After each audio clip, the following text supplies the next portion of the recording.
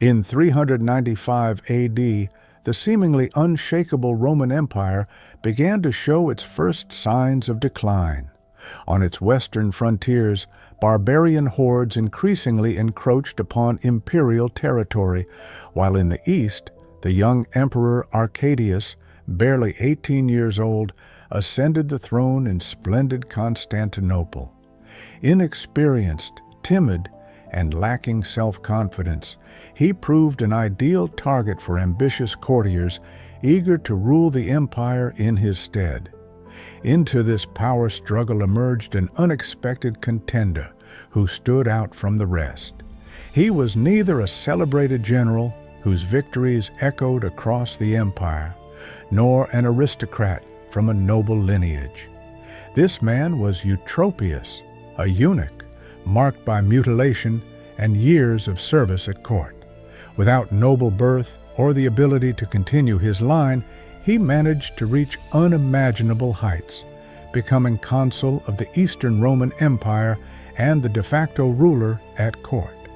How did he achieve such a position? How could a castrated man command armies, issue laws, and manipulate the emperor himself?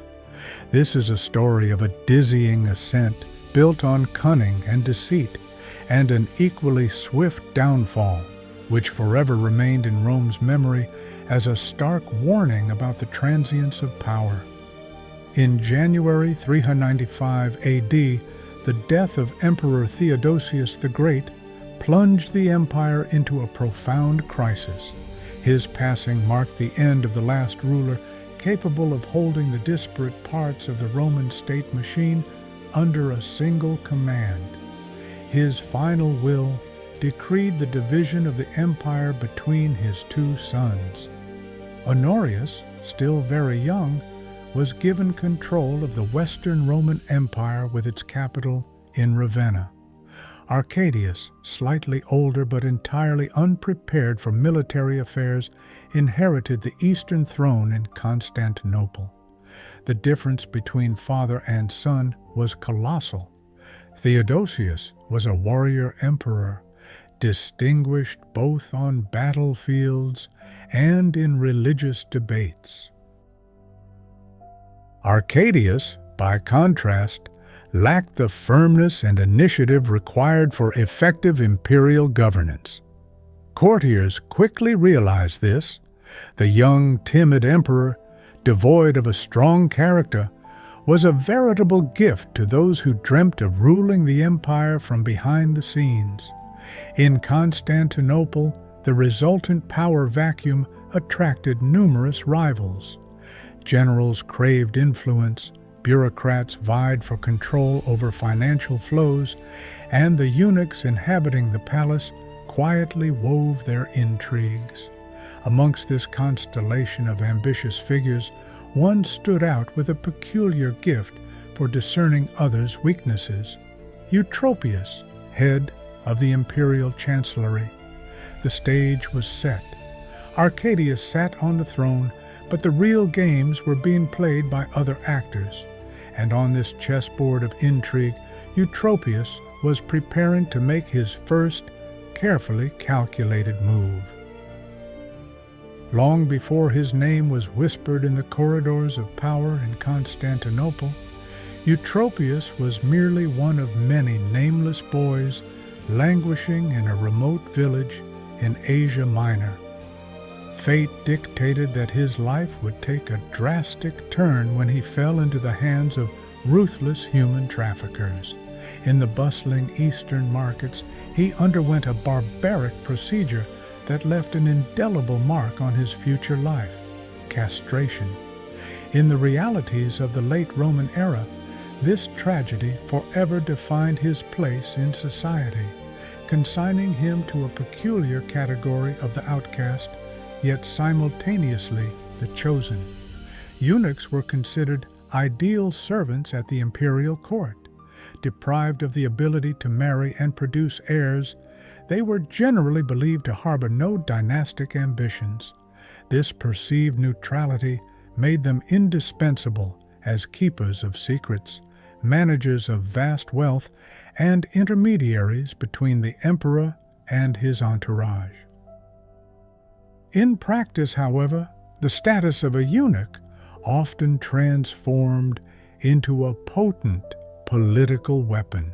Without wives or children, their sole means of survival in this viper's nest of intrigue was the relentless accumulation of power.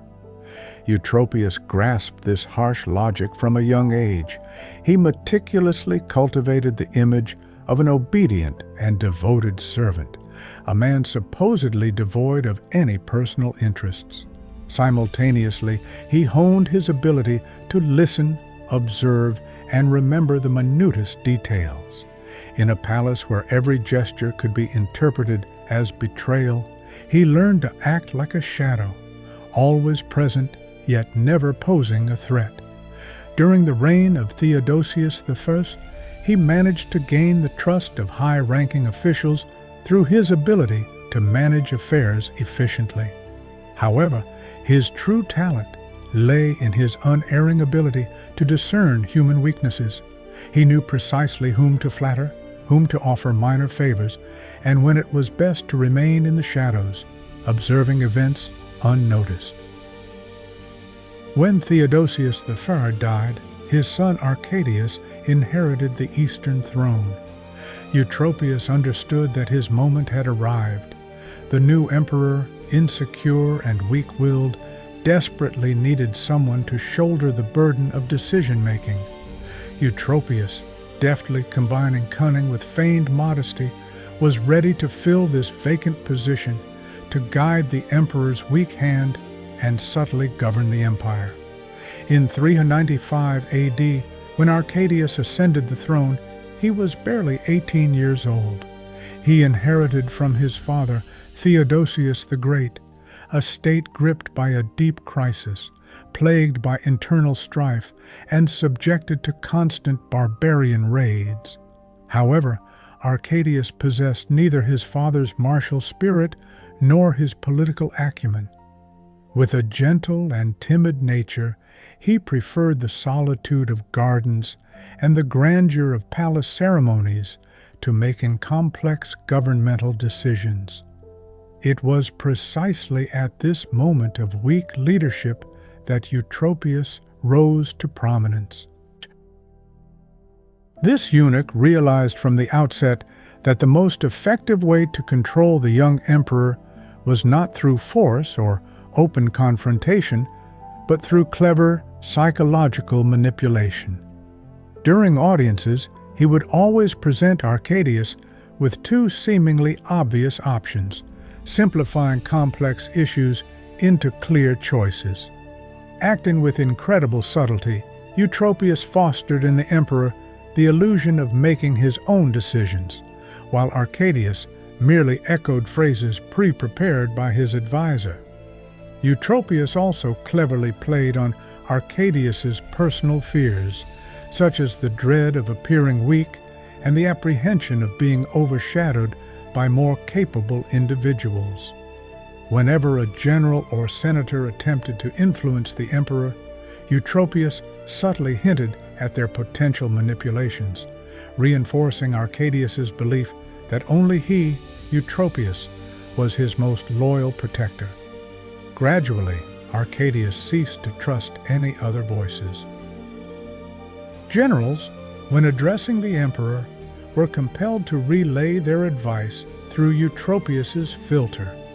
Senators, arriving from Rome itself, first had to submit their petitions for the eunuch's consideration. Even imperial speeches, which seemed to demonstrate firmness and resolve, were in reality written and rehearsed under Eutropius's close supervision. In the eyes of the people and the court, Arcadius appeared a confident and authoritative ruler. Yet, behind this carefully constructed illusion, real power lay in the hands of a man who never drew a sword or commanded an army, a eunuch who governed the empire from the shadows. Eutropius's triumphant ascent to the political Olympus seemed unstoppable, yet within the imperial palace a force was subtly maturing, ready to challenge his absolute power. In April 395 AD, Emperor Arcadius married Eudoxia, daughter of the Frankish warlord Flavius Bauto. Young, ambitious, and endowed with a keen political instinct inherited from her father, the new empress had no intention of playing a mere supporting role. Eutropius, naively believing he had acquired another puppet for his political game, actively promoted this marriage.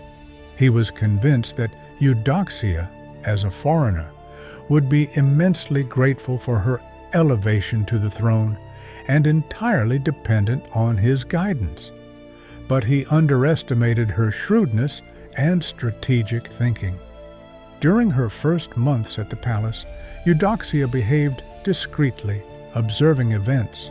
She saw how every imperial decision passed through Eutropius's filter, how courtiers treated him as the true ruler, and how Arcadius mindlessly echoed others' thoughts.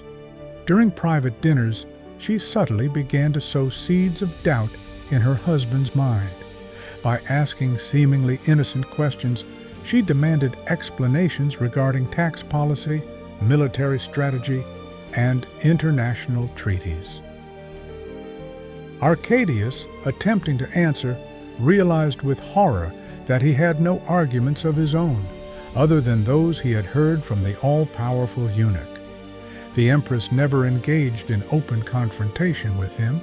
Instead of direct attacks, she artfully suggested alternative solutions, showcased letters from influential merchants, recounted grievances from senatorial families, and shared the concerns of high-ranking military officials.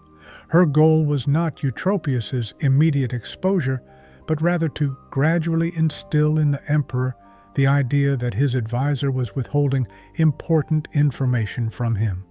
The first serious conflict erupted in 397 AD when Eutropius proposed an agreement with the Visigothic chieftain Alaric, granting him extensive territories in exchange for peace.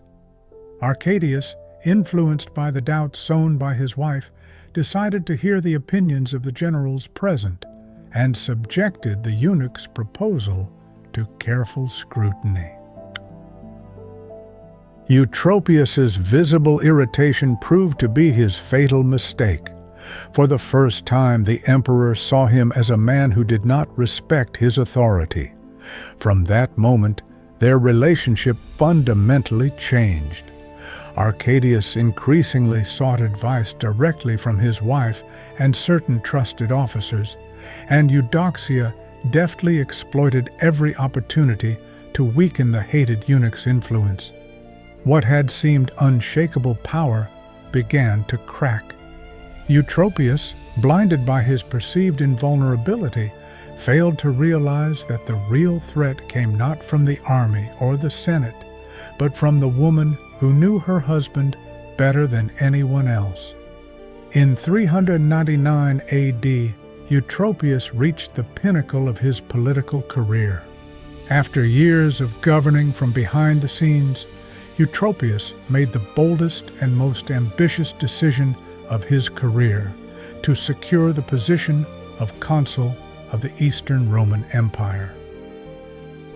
This post was the pinnacle of the Roman political system, traditionally accessible only to senators with distinguished lineage or renowned military commanders. The eunuch's ambition for this magistracy seemed a political absurdity, yet Eutropius well understood that, formally, it was nowhere forbidden. The obstacle was merely tradition, not law. Over several months, he subtly prepared the ground for his appointment. First, he cautiously discussed the idea with Emperor Arcadius, presenting it as a deserved reward for years of loyal service.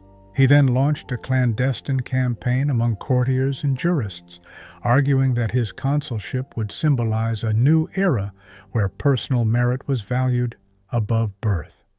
Arcadius hesitated, but ultimately agreed. And so, At a solemn ceremony in Constantinople, Eutropius was proclaimed consul. This event triggered a wave of outrage across the empire. The Roman Senate dispatched an angry protest. Generals whispered in the corridors about a trampling of traditions, while the populace was divided, astonished, and indignant. For Eutropius, it was a triumph. He proudly paraded through the palace corridors in his consular toga, convinced he had overcome all obstacles and become untouchable. He failed to realize, however, that this elevation would mark the beginning of his downfall. Upon attaining the highest office, he ceased to be merely an influential advisor and transformed into a figure challenging all strata of society. He now bore responsibility for military and financial decisions, and any error would immediately cast a shadow on his name.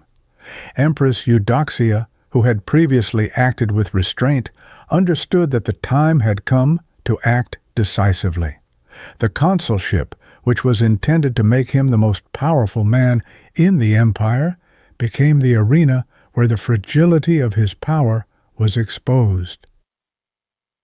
What had seemed the zenith of his intrigue-filled life turned into a trap that led to his ruin.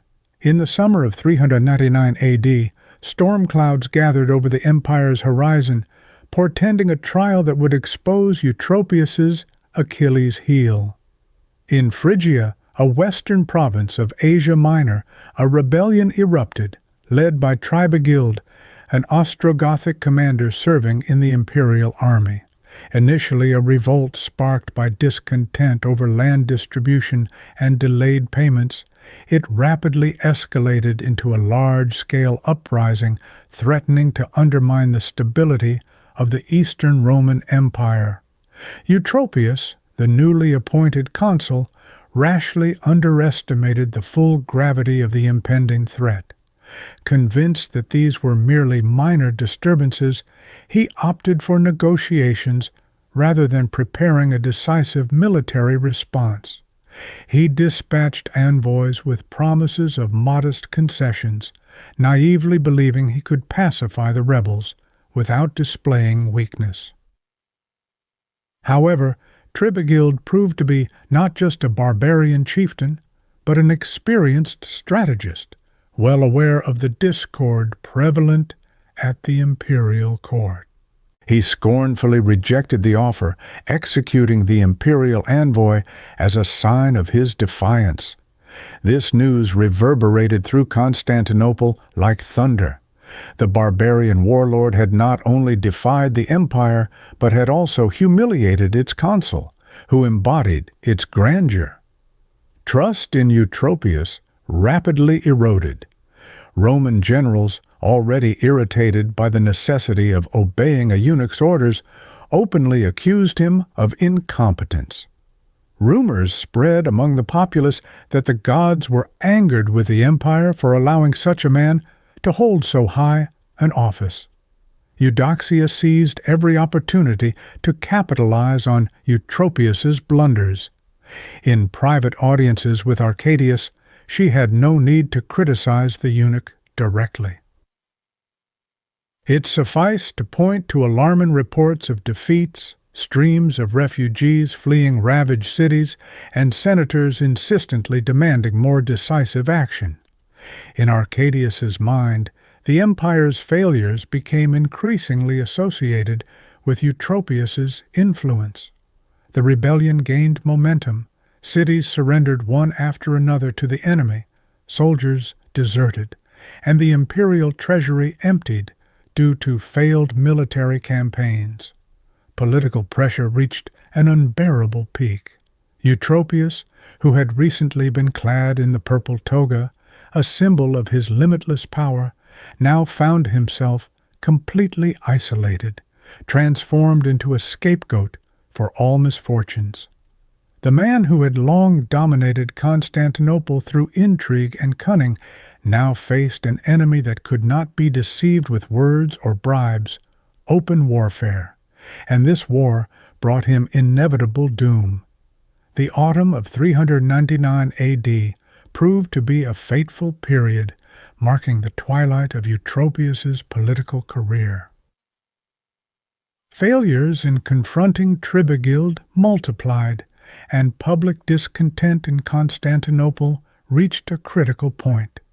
The city's inhabitants, who had recently watched with interest the rise of the first eunuch consul in Roman history, now openly cursed him without reservation. Courtiers, who had previously vied for his favor, now shunned all contact with him, displaying the same zealous determination with which they had once flattered him. At a session of the imperial council, Eudoxia delivered the decisive blow.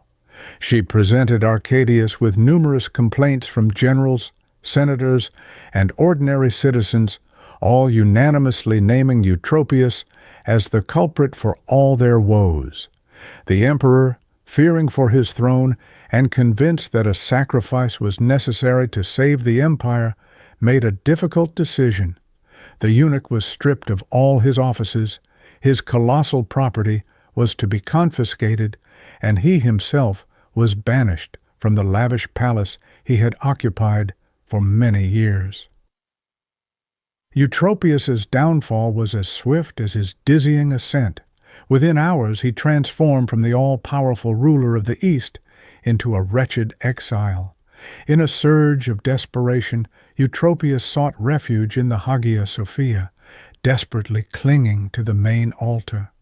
There, in the gloom beneath the sacred mosaics, he invoked the right of ecclesiastical asylum, one of the few immutable traditions capable of halting the emperor's wrath. For several days he remained in the church, surrounded by soldiers awaiting orders for his immediate arrest. This scene was imbued with tragic irony. A man who had artfully manipulated laws and customs to achieve unimaginable power now depended on those very traditions in the hope of saving his life.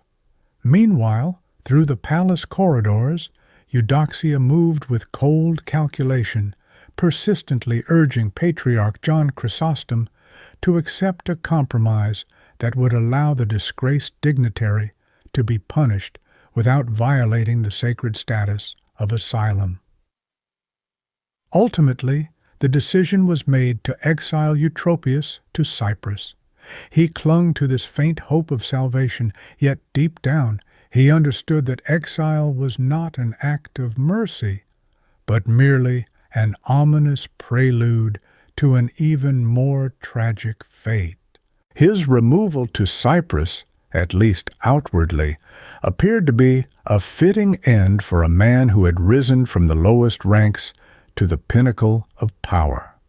There, on an island steeped in the calming beauty of nature and the grandeur of ancient temples, Eutropius was meant to spend his days in seclusion, far from the epicenter of the political power he had so long wielded. However, loneliness and a sense of humiliation quickly began to gnaw at him from within. News filtering in from Constantinople caused him unbearable pain. Eudoxia now shone at court, asserting herself as the true power behind the throne, while his name was universally cursed in the squares and bustling taverns. Unable to reconcile himself with his lost significance, Eutropius made a fatal mistake that proved to be his last. He fled Cyprus and sought refuge in the camp of Tribigild, the very barbarian chieftain whose rebellion had hastened his downfall. The irony of fate was truly cruel. The man accused of incompetence for his inability to control the barbarians now surrendered himself into their hands, offering his knowledge and secrets as payment for survival. Tribigild accepted him with some caution, but immediately recognized the value of the former imperial consul's presence in his camp. Eutropius possessed valuable information about supply routes, knew all the intricacies of palace intrigues, and the weaknesses of every Roman general. When news of this alliance reached Constantinople, the reaction was immediate and furious. Arcadius, who had once shown mercy by exiling him, now felt a betrayal at the deepest personal level. Eutropius was no longer merely a disgraced courtier. He had become the state's most bitter enemy. An imperial decree declared him a traitor and promised a generous reward for his capture, dead or alive. The eunuch's fate was sealed. Following the demise of Tribigild, who was killed by his own men, bribed by imperial agents, the rebels' allies handed over Eutropius, bound in chains, in exchange for clemency. The man who had once paraded through Constantinople in a purple consular robe now returned to the capital as a prisoner, accompanied by jeers and scornful spittle. The trial was swift and served as a stark example. No one dared to speak in his defense. He was accused of treason, conspiracy, and corruption. The sentence was harsh and unequivocal: public execution in the Hippodrome of Constantinople, the very place where he had once celebrated his political triumphs. In January 401, before a furious crowd, Eutropius was beheaded. The populace, who had once trembled before him, now cheered as his head fell. His name forever served as a warning: no power, however absolute it might seem, can last eternally. The Senate subsequently enacted laws prohibiting eunuchs from holding consular office in the future, thus immortalizing the exception that Eutropius represented. His rise and fall became an enduring lesson on the perils of excessive ambition and the inherent fragility of power built upon manipulation and intrigue.